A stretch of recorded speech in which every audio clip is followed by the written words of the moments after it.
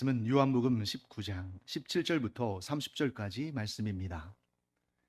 그들이 예수를 맡음에 예수께서 자기의 십자가를 지시고 해골, 히브리 말로 골고다이라 하는 곳에 나가시니 그들이 거기서 예수를 십자가에 못 박을새 다른 두 사람도 그와 함께 좌우편에 못 박으니 예수는 가운데 있더라. 빌라도가 패를 써서 십자가 위에 붙이니 나사렛 예수 유대인의 왕이라 기록되었더라. 예수께서 못 박히신 곳이 성에서 가까운 고로 많은 유대인이 이 패를 읽는데 히브리와 로마와 헬라 말로 기록되었더라. 유대인의 대제사장들이 빌라도에게 이르되 유대인의 왕이라 쓰지 말고 자칭 유대인의 왕이라 쓰라 하니 빌라도가 대답하되 내가 쓸 것을 썼다 하니라. 군인들이 예수를 십자가에 못 박고 그의 옷을 취하여 네 깃에 나눠 각각 한 깃씩 얻고 속옷도 취하니 이 속옷은 호지 아니하고 위에서부터 통으로 짠 것이라. 군인들이 서로 말하되 이것을 찢지 말고 누가 얻나 제비 뽑자 하니 이는 성경에 그들이 내 옷을 나누고 내 옷을 제비 뽑나이다 한 것을 응하게 하려 함이로라. 군인들은 이런 일을 하고 예수의 십자가 곁에는 그 어머니와 이모와 글로바의 아내 마리아와 막달라 마리아가 섰는지라. 예수께서 자기의 어머니와 사랑하시는 제자가 곁에 서 있는 것을 보시고 자기 어머니께 말씀하시되 여자여 보소서 아들이니이다 하시고 또 그 제자에게 이르시되 보라 내 어머니라 하신대 그때부터 그 제자가 자기 집에 모시니라. 그 후에 예수께서 모든 일이 이미 이루어진 줄 아시고 성경을 응하게 하려 하사 이르시되 내가 목마르다 하시니 거기 신포도주가 가득히 담긴 그릇이 있는지라. 사람들이 신포도주를 적신 해면을 우슬초에 메어 예수의 입에 대니 예수께서 신포도주를 받으신 후에 이르시되 다 이루었다 하시고 머리를 숙이니 영혼이 떠나가시니라. 자, 오늘 이 본문은 예수님께서 십자가의 죽으심을 통해서 하나님의 뜻을 다 이루신 그 장면을 묘사하고 있습니다. 자, 17절 말씀 보시면 이렇게 기록하고 있습니다.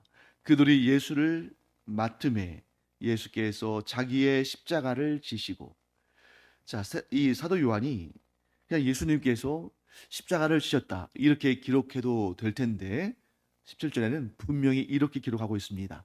자기의 십자가를 지셨다. 자, 여러분 여기에 아주 깊은 의미가 담겨 있습니다. 자기의 십자가를 지셨다는 것은 예수님께서 남 탓을 하지 않으셨다는 거예요. 저 유대의 종교 지도자들 때문에, 저 불의한 로마 총독 때문에, 저 완악한 이스라엘 사람들 때문에, 나아가서 이 땅의 이 모든 인류의 죄 때문에 내가 십자가를 지게 되었다 하고 남 탓을 하신 것이 아니라 자기의 십자가로 여기시고 그 십자가를 기꺼이 지셨다는 것입니다. 그래서 여러분 우리가 분명히 알아야 할 사실은 예수님은 억지로 십자가를 지신 것이 아니라 자신의 뜻으로 자기의 십자가를 지심으로 하나님의 뜻을 이루셨다 하는 것을 우리가 보게 됩니다. 자, 예수님께서 억지로 십자가를 지셨다면 예수님의 이 구원 사역들이 억지로 이루어진 것이겠죠. 그러나 예수님께서 스스로 자기의 십자가를 지심으로 하나님의 뜻을 이루셨다면 예수님은 기꺼이 우리를 품에 안으시고 우리를 위한 모든 사역들을 다 이루신 것입니다. 이처럼 예수님은 너무나도 고통스럽고 너무나도 저주스러운 십자가지만 그것을 기꺼이 심으로 말미암아 우리를 사랑하시되 끝까지 사랑하신 그 사역의 완성을 이루셨다 하는 것을 보게 됩니다. 여러분 우리가 잘 알다시피 이 십자가는 단지 육체의 고통으로 끝나는 것이 아니죠. 물론 육체의 고통도 이 세상 그 어떤 형벌과도 비교할 수 없는 가장 잔혹한 고통을 주지만 그보다 더 극심한 고통은 삼위일체 하나님, 영원토록 하나이신 삼위일체 하나님의 그 하나됨이 깨어지는 고통을 당하셨다는 것입니다. 그래서 우리 지난 주일날에도 우리가 함께 나눈 말씀입니다만 우리가 반드시 기억해야 되는 것. 이 고통은 온 인류를 구원하기 위한 고통이었고 우리는 분명히 압니다. 고통 없는 열매는 없다. 또 십자가 없는 영광은 없다.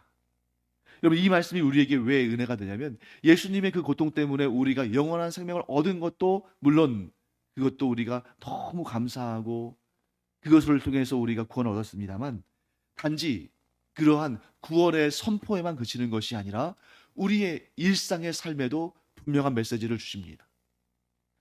우리가 이 세상을 살아가면서 고생 없이 살 수 없잖아요. 우리가 이 세상을 살아가면서 고통 없이 살 수 없습니다. 그런데 하나님을 믿고 예수 그리스도를 따르는 자들에게는 그 모든 고통과 고난이 무의미한 것이 아니라 하나님께서 우리에게 은혜를 베푸시고 상을 주시고 복을 주시고 무엇보다 영원한 영광과 영원한 생명을 주실 때 고통 없이 이루어지는 일은 없다.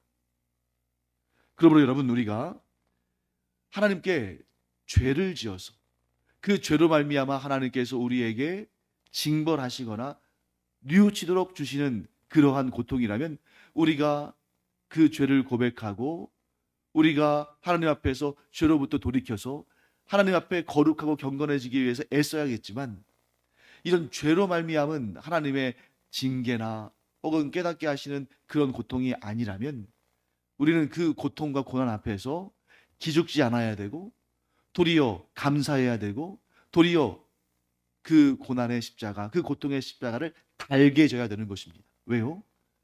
그 과정들을 통해서 하나님께서 우리를 더욱 성장하게 하시고 더욱 성숙하게 하시고 그리고 그 끝에 이 세상에서의 잠깐의 고통과 잠깐의 고난, 우리가 하나님을 섬기기 위해서 우리가 그리스도를 따르기 위해서 경험하는 잠깐의 고통과 잠깐의 고난의 열매는 영원한 생명이요 영원한 영광이요 영원한 복과 상인 줄 믿습니다.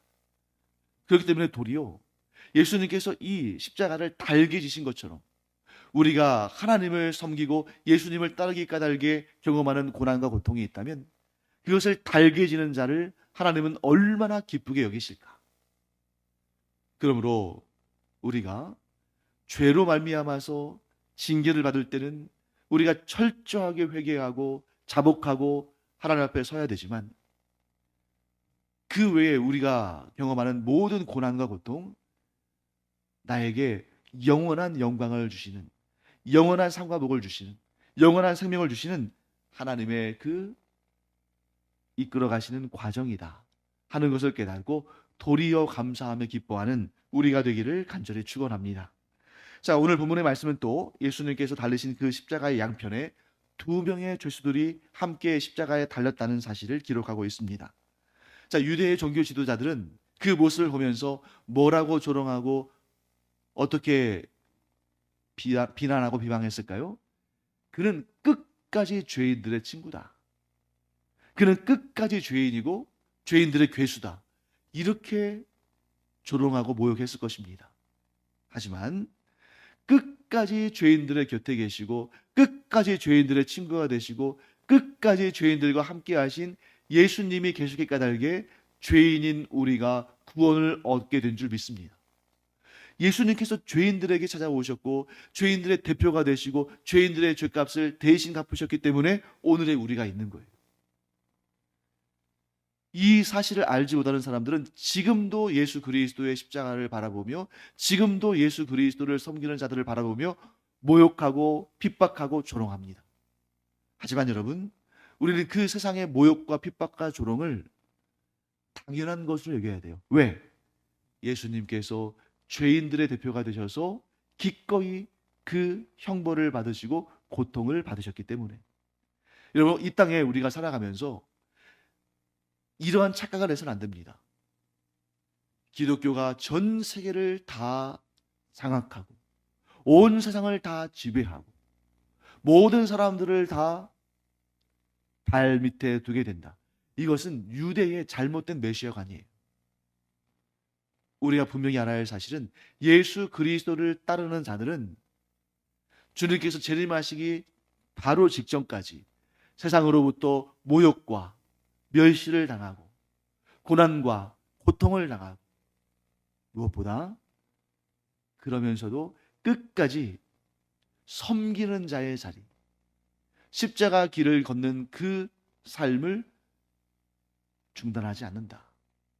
사랑하는 성도 여러분, 예수님께서 힘이 없으셔서 십자가에 달리셨습니까?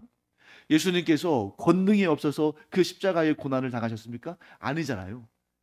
이 죄인들을 살리시기 위해서 그 고난을 당하신 것처럼, 십자가에 달리신 것처럼 우리가 이 세상을 살아가면서 복음을 증거하고 믿지 않는 자들을 구원의 길로 인도하고 이 세상에 하나님의 나라를 확장하는 그 일에는 반드시 어려움이 있고 고난이 있고 고통이 있다.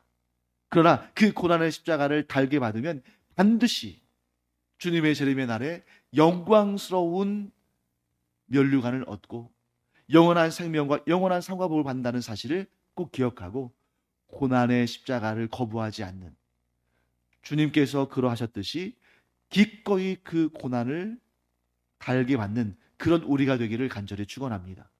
그 고난의 십자가 이후에 어떤 영광이 있는지, 어떤 열매가 있는지를 알지 못하면 누가 그 고난의 십자가를 스스로 지겠습니까? 그럼 말이 안 되죠. 내가 당하는 고난 반드시 영광스러운 열매가 있다 하는 것을 기억하는 우리가 되기를 바랍니다. 자, 그 다음에 예수님의 십자가에는 패가 붙어 있었습니다. 그 패에는 히브리어, 로마어, 헬라어, 여러분 이 세 개 언어로 글을 쓴 이유는 뭘까요? 못 읽는 사람들이 없도록. 히브리어, 이스라엘 사람들의 언어죠. 로마어, 당시에 로마 제국의 지배를 받는 모든 나라들의 공식적인 언어죠. 헬라어, 헬라어는 오늘날의 영어처럼 각자 자기 나라의 언어가 있지만 서로 언어가 다른 나라, 언어가 다른 민족끼리 소통할 때는 헬라어를 썼습니다. 모든 사람들이 다 읽도록 거기에 나사렛 예수, 유대인의 왕이라고 쓰게 했습니다. 빌라도가 왜 이렇게 했을까? 본인도 몰랐을 거예요. 그런데 저는 아마 이 두 가지 이유가 있을 거라고 생각합니다. 첫째는 조롱이에요. 자, 예수님께서 십자가에 달리시기 전에 로마 군병들이 예수님께 어떤 일을 했습니까? 머리에 가시 면류관을 씌웠죠. 또 홍포를 입혔습니다. 또 갈대를 손에 들게 했어요. 이게 뭘 의미합니까? 사실은 그게 왕의 면류관, 임금의 홍포, 그리고 왕이 드는 그런 홀, 이런 것들을 상징하는 거였지만 그것을 가시면류관으로 다 찢겨진 홍포로, 그 다음에 마르고 쩍쩍 갈라지는 그런 갈대로 그렇게 묘사한 것은 차라리 그렇게 하지 않으니만 못한 거 아닙니까? 멸시와 조롱이에요. 세상으로부터 그리스도께서 멸시당하시는 모습, 그 이사야서에 나오는 그 장면을 예수님께서 이루시도록 그냥 내버려 두신 것입니다. 두 번째는 뭐냐면 명분입니다.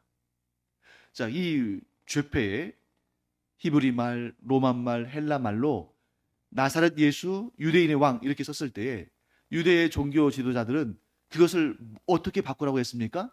자칭 유대인의 왕으로 바꿔달라고 애를 썼어요. 그런데 그런데 본디오 빌라도는 뭐라고 대답합니까? 내가 할 일을 했다. 마땅히 내가 할 일을 했을 뿐이다. 이렇게 말하면서 거부합니다. 그러면 이 본디오 빌라도가 왜 나사렛 예수, 유대인의 왕이라고 죄표에 쓴 것을 자신이 마땅히 해야 될 일이고 아무리 유대의 종교 지도자들이라 할지라도 그 땅에 영향력이 있는 사람들의 청이라 할지라도 들어주지 않았는가? 명분이에요. 자, 본디오 빌라도는 로마 황제가 파송한 이스라엘을 다스리는 총독 아닙니까? 자, 이 총독이 만일 정말 반역죄가 아닌데 그 식민지 국가의 사람을 죽였다면 이것은 그가 그 자리에서 물러날 수도 있는 가장 중차대한 잘못입니다. 이 사건이 만약에 로마 황제에게 보고가 됐는데 이 예수라는 인물이 아무런 반역의 의도도 없고 그에게 그럴 힘도 없고 군대도 없었는데 그가 무고를 당했는데 그 빌라도라는 총독이 그 사건 하나 제대로 판결하지 못하고 그를 사형을 받게 했습니다. 그에게 사형을 선고했습니다. 이러한 이 주변에 본디오 빌라도를 미워하고 그와 경쟁하고 그와 라이벌 관계에 있는 그런 정적들이 있을 거 아닙니까? 얼마나 좋은 건수겠어요? 그렇게 해서 보고를 올리면 아주 정치적으로 아주 심각한 위기에 처하는데 그 함부로 할 수 없는 것입니다. 그래서 본디오 빌라도는 끝까지 어떻게 밀고 가야 되는 거예요? 이 예수라는 인물은 반역죄를 저질렀다. 그래야만 자기의 지위가 흔들리지 않는 것입니다. 아무리 유대의 종교 지도자들이 이 사람은 실제로 우리의 왕이 아니고 자칭 유대의 왕이라고 주장한 사람입니다. 그러니까 우리의 자존심을 위해서라도 그 죄표에 유대인의 왕이라는 문구를 지우고 혹은 그 앞에 자칭이라는 말을 붙여서 우리를 모독하지 마십시오. 우리의 명예를 지켜주십시오. 이렇게 요청하는 것인데 앞으로도 이 본디오 빌라도는 그 유대의 종교 지도자들과 이렇게 뭐 맞서기도 하고 또는 어떤 협력하기도 하면서 그렇게 계속 자기의 그 자리를 지켜야 되는데 껄끄럽기도 하지만 그럼에도 불구하고 끝까지 유대인의 왕이라는 그 문구를 고치지 않았어요. 왜? 그래야만 자신이 로마 황제에게 질책당하지 않으니까. 자기의 정치적인 입지를 위해서라도 이렇게 할 수밖에 없었습니다. 그러니 여러분, 본디오 빌라도는 자기의 정치적인 입지를 위해서 자기가 책망당하지 않으려고 그렇게 밀어붙였지만 사실은 그의 의도와는 달리 하나님께서 그를 통해서도 역사하신 것이죠. 어떻게 해요? 유대인의 왕이시오 온 인류의 왕이시라는 사실을 분명히 그 패에 적어서 보이게 하신 것입니다. 자, 그런 여러분, 이 역설이 우리에게 얼마나 소중합니까? 악한 죄인들이, 악인들이 우리를 공격하고 우리를 조롱하고 멸시하고 악한 사탄 마귀들이 우리를 흔들고 우리를 시험하고 우리를 멸망의 길로 이끌려고 하지만 그들의 악한 일들마저 하나님께서는 들어 사용하셔서 하나님의 위대한 역사를 이루신다. 여러분, 여기에서 이 로마 군병들이 자신들이 그 현장에서 어떤 일을 하고 있는지를 알았겠습니까? 몰랐겠습니까? 전혀 몰랐죠. 그들이 만일 인류의 메시아를 그런 식으로 대우했다는 것을 그들이 알았다면, 그 당시 알았다면 절대 그런 일을 하려고 하지 않았을 것입니다. 감히 예수님의 머리에 가시면류관을 씌우고 감히 예수님의 뺨을 때리고 침을 뱉고 예수님의 그 손과 발에 못을 박고 예수님의 옷을 찢어서 나누고 제비를 뽑고 그런 일 감히 못했겠죠. 그러나 하나님께서는 그런 악인들의 일마저 들어 사용하셔서 하나님의 위대한 역사를 이루십니다. 그러니 오늘날 여러분, 우리가 너무너무 고통스럽고 괴롭고 싫은 일들 우리의 상황 가운데 우리의 삶 가운데 얼마든지 일어날 수 있잖아요. 그런데 우리는 믿어야 됩니다. 뭘 믿어야 됩니까? 내가 가장 싫어하는, 내가 가장 고통스러워하는, 가장 피하고 싶은 그런 일, 그런 사람, 그런 역사마저도 하나님께서는 들어 사용하셔서 하나님의 위대한 역사를 이루신다. 하나님을 믿는다면 반드시 이 신앙을 가져야 할 줄 믿습니다. 그럼 흔들리지 않아요. 구약의 요셉이 이 믿음을 가졌기 까닭에 그가 미치지 않을 수 있었습니다. 이 믿음을 가졌기 까닭에 그가 수십 년의 고난 끝에 애굽의 총리가 되어서 하나님께서 그를 통해서 이스라엘 민족을 이루시고 그 7년간의 대기근 가운데서도 수많은 사람들을 살게 하셨어요. 우리 가운데 그 요셉만큼 고난을 당하고 그 요셉만큼 억울한 일을 당한 분이 계십니까? 없잖아요.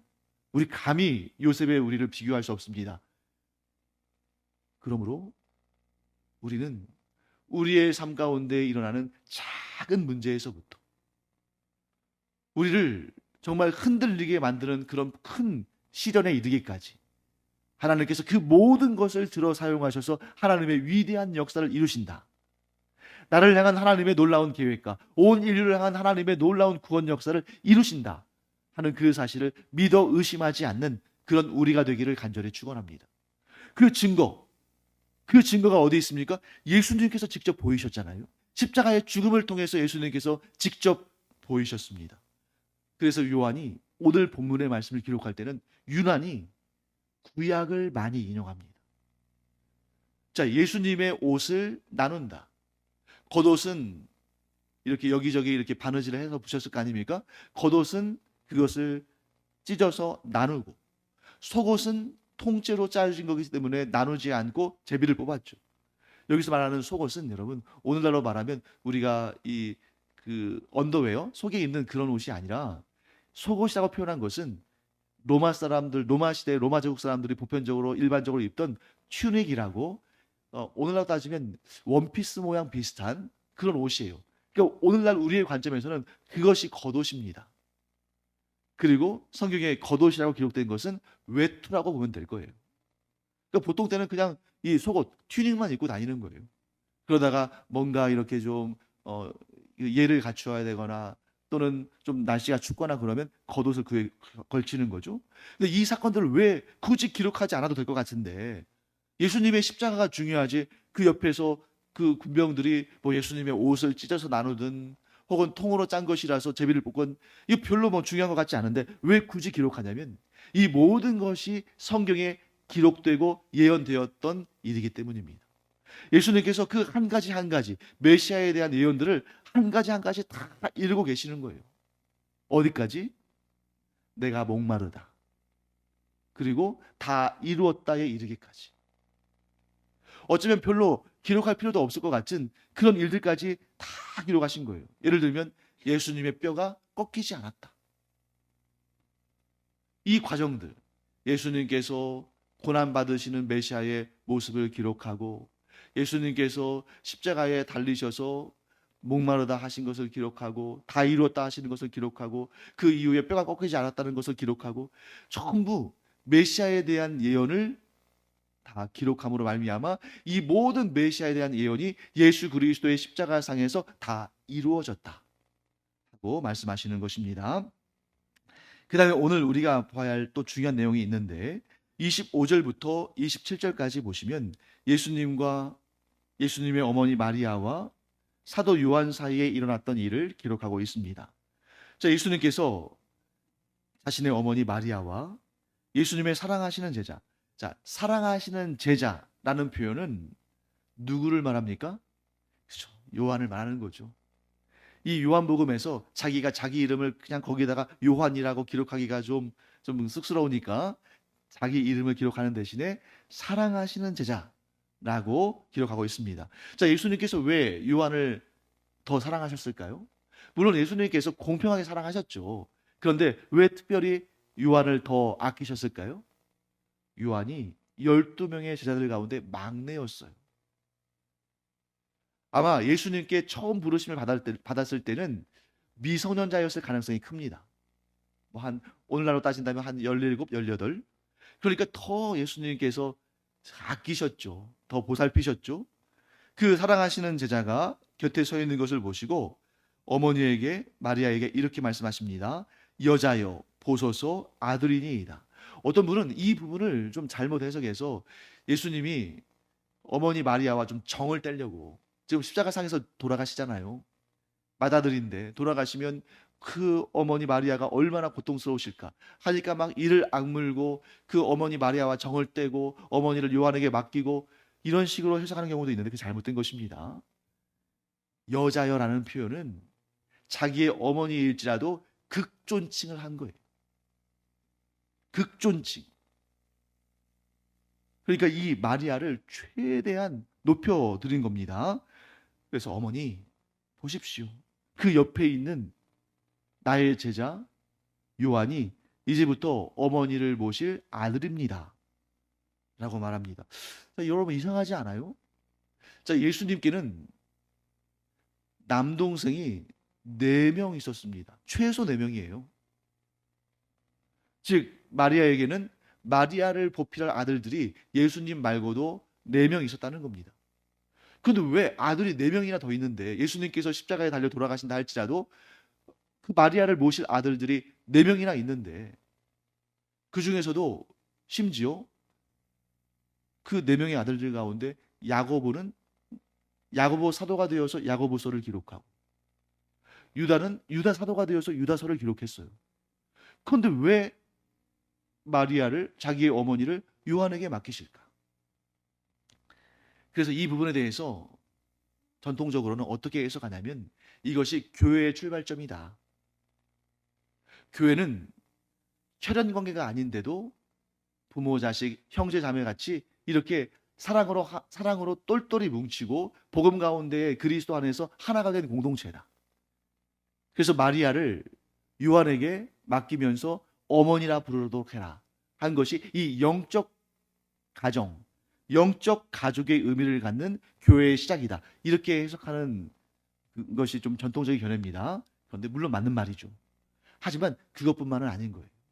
그 힌트를 어디서 얻을 수 있냐면, 자, 우리가 어제 살펴본 본문에서 예수님께서 자기 사람들을 사랑하시되 끝까지 사랑하셨다 하는 말씀을 우리가 공부했죠.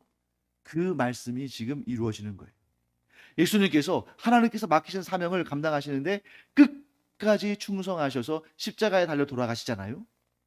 자기의 어머니 마리아와 자기의 형제들에 대한 그 인간적인 도리, 인간적인 사랑, 인간적인 그러한 모습에 끝까지 충성하신 것입니다. 자, 생각해 보세요, 여러분. 예수님께서 지금 어떤 죄목으로 십자가에 달리셨습니까? 공식적으로는 로마 제국의 황제에 반역하는 유대인의 왕으로서, 반역자로서 십자가에 달려 돌아가시는 거잖아요. 또 유대인들에게는 예수님은 어떤 죄를 지은 자입니까? 신성 모독죄를 지은 자로 지금 모든 사람들이 예수님을 몰아붙이고 있잖아요. 이런 상태에서 예수님의 어머니 마리아, 예수님의 형제 자매들 안전할까요? 안전하지 않습니다. 예수님의 가족들만 덩그러니 있으면 그들을 향해서 돌을 던지고 침을 뱉고 그들을 죽이려고 했을 거예요. 그런데 요한을 생각해 보세요. 예수님의 모든 제자들이, 가룟 유다는 자살했고 나머지 10명의 제자들은 다 도망쳤고, 그런데 유란히 지금 단 한 명, 사도 요한만이 그 십자가의 형벌의 골고다 언덕에 지금 있지 않습니까? 어떻게 사도 요한은 그 자리에 있어서 있을까? 시계를 돌려서 예수님께서 잡히시던 그 밤으로 가보세요. 베드로만 대제사장 집에 들어간 게 아닙니다. 누가 함께 들어갔어요? 요한이 함께 들어갔어요. 사실 베드로가 그 대제사장의 집에 들어갈 수 있었던 이유는 요한 때문이었습니다. 요한은 어떤 사람입니까? 그 대제사장 가문과 대제사장의 가문과 친분이 있고 그 집을 자유롭게 들어갔다 나왔다 할 수 있는 그러한 신분의 사람이었어요. 구체적으로 무엇 때문인지는 알지 못하지만 이 사도 요한은 대제사장 가문과 신분이 있었기 때문에 안전한 위치에 있었습니다. 그러니까 예수님께서 잡혀 계시는데도 그 집을 자유롭게 드나들 수 있었고, 십자가 고난의 현장에서도 그가 거기서 잡히면 너도 예수의 일당이지 하고 잡히면은 그도 고초를 당할 텐데 거기에 서 있었어요. 그가 안전한 신분이었기 때문입니다. 그렇기 때문에 예수님께서 어머니를 끝까지 책임지시려고 십자가에 달려 돌아가실 때 그 고통만 해도 너무너무 정신이 없으셨을 텐데, 그런데도 끝까지 자기 가족을 책임지십니다. 장남으로서, 큰 형으로서, 큰 오빠로서. 그래서 상대적으로 안전한 요한에게 가족들을 맡기심으로 이 가족들이 해를 당하지 않도록, 안전할 수 있도록. 또 사도 요한은 그 세베대의 아들이잖아요. 그 가정이 갈릴리 인근에서 굉장히 부유한 큰 어업 사업을 하는 가정이라는 것이 이제 일반적인 견해죠. 그 경제적으로도 도움을 받을 수 있는 상황입니다. 예수님께서 온 인류를 사랑하시되 끝까지 사랑하시기 까닭에 십자가에 달려 돌아가셨을 뿐만 아니라 예수님의 사람들을 사랑하시되 끝까지 사랑하시고 가족들을 나무라라 하지 않으시고 끝까지 돌보시는 모습을 우리가 보게 됩니다. 이 모습이 우리에게 얼마나 은혜가 됩니까? 예수님께서 우리를 사랑하시되 끝까지 사랑하시고 우리가 이 세상을 떠나 천국에 이르기까지 우리를 끝까지 보호하시고 끝까지 인도하시고 끝까지 함께 하실 줄 믿습니다. 이제 우리 차례죠. 예수님께서 우리에게 그런 끝까지 책임지시는 사랑을 베푸셨기 까닭에 이제 우리가 끝까지 충성해야 된다. 우리를 끝까지 사랑하신 예수님께서 하나님께서 맡기신 그 사명을 다 이루신 것처럼 우리가 예수님께 끝까지 충성함으로 하나님께서 우리에게 맡기신 그 사명을 끝까지 다 이루어내는 우리 모두가 되기를 간절히 축원합니다. 그리고 한 가지 더, 우리가 예수님을 따라 인생 끝나는 날까지 끝까지 복음의 삶을 살아내고 복음을 증거하고 복음을 전파함으로 하나님께서 맡기신 그 거룩한 사명을 다 이루는 우리 모두가 되기를 간절히 축원합니다. 그래서 이 땅에서는 우리가 건강하지 못할 수도 있고 공부를 좀 잘하지 못할 수도 있고 또 부유하지 못할 수도 있고 또 권세가 없을 수도 있고 아무런 영광이 없을 수도 있지만 이렇게 끝까지 충성함으로 우리의 삶의 여정을 다 이루어내면 하나님의 나라에서 영원한 상과 영원한 복과 영원한 영광이 우리에게 주어질 줄 믿습니다. 그날을 바라보며 하나님께서 우리에게 맡기신 그 사명을 끝까지 충성함으로 다 이루어내는 우리 모두가 되기를 간절히 축원합니다. 기도하겠습니다. 하나님 감사합니다. 하나님께서 저희를 끝까지 사랑하심으로 예수 그리스도께서 그 십자가의 죽음을 통해서 그 구원의 사역을 끝까지 다 이루심으로 오늘날 저희들이 있는 줄 믿습니다. 저희도 하나님을 끝까지 사랑하며 예수님께서 저에게 맡기신 그 귀한 사명을 끝까지 다 이루어내므로 하나님의 나라에 설 때에 영원한 영광, 영원한 상과 복을 받는 저희들 되게 하여 주시옵소서. 저희들 스스로의 힘으로는 이 사역을 도무지 감당할 수 없사오니 성령께서 항상 저희와 동행하시고 항상 저희에게 새 힘을 주셔서 예수님을 따라 끝까지 충성하고 끝까지 다 이루어내는 저희들 되게 하여 주시옵소서. 감사드리며 예수님의 이름으로 축복하며 기도합니다. 아멘.